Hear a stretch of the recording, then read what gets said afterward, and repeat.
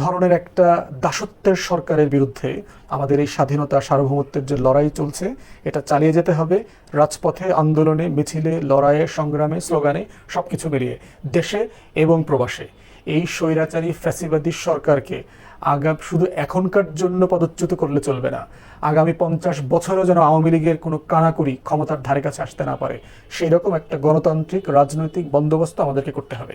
সব মিলিয়ে একটা ঐতিহাসিক জায়গা চলতেছে যেটা 69 এবং 70-এর সিচুয়েশনকে ওভারকাম করে ফেলেছে, এবং এটার একমাত্র পরিণতি হচ্ছে একটা 71-এর মতো বিজয়, যেখানে সবাই, সারা বাংলাদেশ আওয়ামী হানাদারদের বিপক্ষে এসে দাঁড়াবে। এটাই বাস্তবতা হয়ে গেছে। এবং এত কেওয়াস, এত হাজার হাজার লাশের ভিতরে দেখেন লক্ষ লক্ষ মানুষ আহত হয়েছে, এর ভিতরে মংলা বন্দরটাকে ভারতকে দিয়ে দিয়েছে। ভারতের সকল পত্রিকায় দেখলাম নিউজ হয়েছে, বাংলাদেশের গণমাধ্যম যেহেতু পুরো দালালিতে অভ্যস্ত,